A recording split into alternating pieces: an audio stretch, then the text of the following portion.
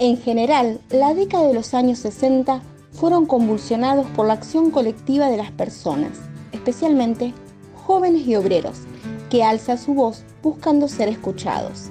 El llamamiento a protesta en contra del consumismo excesivo que genera la globalización del capitalismo se hace bandera, pero este no es el único motivo que logra que miles de personas les hagan frente a las normas legales establecidas por el Pacto Social de los Estados Nacionales.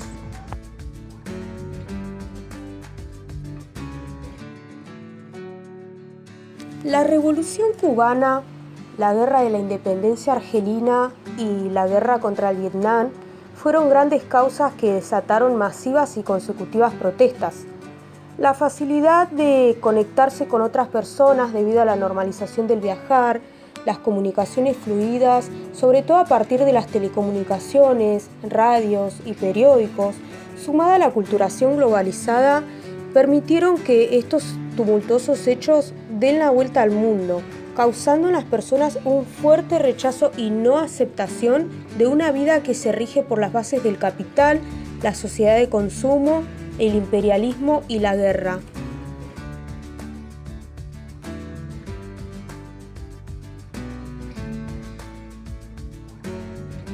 Pero, ¿qué buscaban estos manifestantes que llegaron a instalar en la historia un hecho tan reconocido como el Mayo francés? Los obreros y estudiantes que se unieron en masas bajo la idea de reclamar por lo justo, buscaban que se le diera paso a determinadas medidas que llevarían a mejorar la calidad de vida. Las reformas universitarias, la legitimidad de la democracia y la necesidad de ganar derechos laborales son algunos de los reclamos más sobresalientes. Esto se llevaría a cabo aunque su búsqueda demandase enfrentamientos contra una gran fuerza represiva al mando del Estado. Un hecho que refleja esa situación de enfrentamiento con las fuerzas policiales es el que se genera al momento en que estudiantes y profesores toman la Facultad de Arquitectura en Roma, accionar que tuvo como consecuencia un feroz cruzamiento entre estudiantes universitarios y la policía. El mismo sería recordado como la Batalla de Valle Giulia. Enormes aumentos del número de estudiantes, instalaciones insuficientes, entornos alienantes y administraciones incapaces de comprender son algunos de los problemas por los cuales los estudiantes alzan su voz.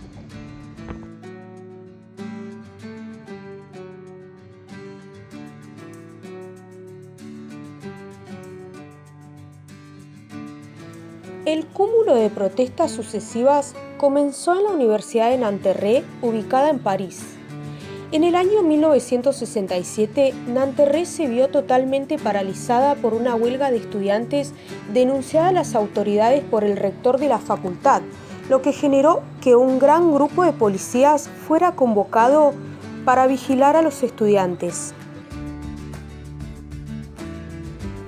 Las protestas en contra de la guerra de Vietnam, realizadas en la universidad ese día, producirían las detenciones de los activistas principales de Nanterre el 22 de marzo, dando paso entonces a la génesis de lo que se denominaría Movimiento del 22 de marzo, diverso ideológicamente, pero con un mismo objetivo y voluntad de accionar. Este hecho encabezaría las grandes revueltas de la Francia de 1968, 2 meses después. Al comenzar el mes de mayo, las señales se habían multiplicado. Los movimientos estudiantiles rechazaban la política convencional por la acción directa y en las calles. Los estudiantes radicales hacían caso omiso a las normas, elegían a sus representantes y se comportaban de forma apasionada y desordenada. Buscaban la participación activa en el forjamiento y defensa de sus derechos, siendo parte de una rebelión generacional más amplia, mientras los acontecimientos mundiales magnificaban las imágenes del cambio. Estos acontecimientos serían catalizadores del reconocido Mayo francés de 1968.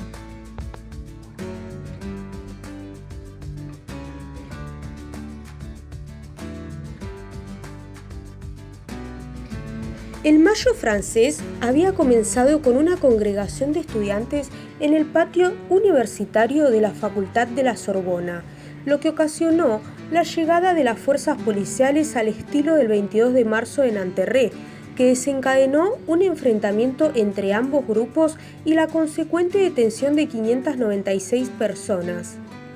Las imágenes de brutalidad policial que ofreció la televisión y la prensa dejaban atónito al público en general. Las personas que se encontraban fuera de la universidad no soportaron ver los furgones negros pertenecientes a la policía, sumada además la detención de los principales activistas, lo que los llevó a actuar increpando a la policía, desatando un trágico enfrentamiento. Así, mayo estaría plagado de protestas y todo tipo de enfrentamientos. El 13 del corriente mes, 800.000 obreros protagonizaron una marcha para expresar su apoyo a los estudiantes, logrando que la policía se retirara y se reabriera la Universidad de la Soborna. Miles de obreros encabezarían las primeras planas de diarios y todo tipo de telecomunicaciones al tomar fábricas y exigir mejoras en las condiciones laborales. Un ejemplo de ello fue la toma de la empresa Sud Aviation por parte de 2.000 obreros en huelga. Las industrias en general se verían seriamente afectadas por estos actos. Para el 18 de mayo ya eran 2 millones los huelguistas que ocupaban 120 fábricas. Unos días después, serían 10 millones de obreros en protesta. La violencia se torna más perturbadora por la falta de atención por parte de las autoridades políticas. La policía actúa a punta de garrotazos y gases lacrimógenos, mientras que los manifestantes en enormes grupos, principalmente pertenecientes al barrio latino de Francia, optan por atacar con adoquines directamente retirados de las calles. Estos enfrentamientos, una vez más, se vuelven muy violentos, dejando como evidencia el hecho los sórdidos ruidos de las bombas de gases lacrimógenos, los quejidos de los manifestantes heridos, el ruido de las sirenas de ambulancia y la brutal falta de consenso que es respondida con una violencia extrema, sin el menor perjuicio. La huelga general estaba en marcha. La CGT se sumó a otros sindicatos para lanzar unas protestas que tuvieron más peso para el gobierno. El 13 de mayo, 800.000 obreros protagonizaron una marcha para exponer su apoyo a los estudiantes. Los partidos comunistas y socialistas estaban en posición de huelga y salida a las calles. La Francia de los años 1962 a 1968 se había vuelto más industrial que en tiempos anteriores. Mientras la población rural descendía, la población urbana e industrializada iba en un aumento acelerado. La industria se había vuelto cada vez más concentrada y capitalizada, sumándose Francia a la economía mundial. 1968 fue el año que desafió a la hegemonía dominante.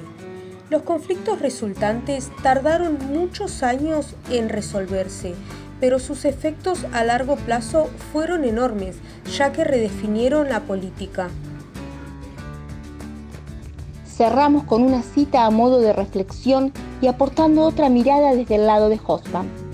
El motivo por el que en 1968 no fue la revolución y nunca pareció que podía serlo, fue que los estudiantes, por numerosos y movilizados que fueran, no podían hacerla sola. Desde los años 60, los estudiantes han conseguido a veces actuar así. Precipitaron una enorme ola de huelgas de obreros en Francia y en Italia en 1968, pero después de 20 años de mejoras sin paralelo para los asalariados en economías de pleno empleo, la revolución era lo último en lo que pensaban las masas proletarias.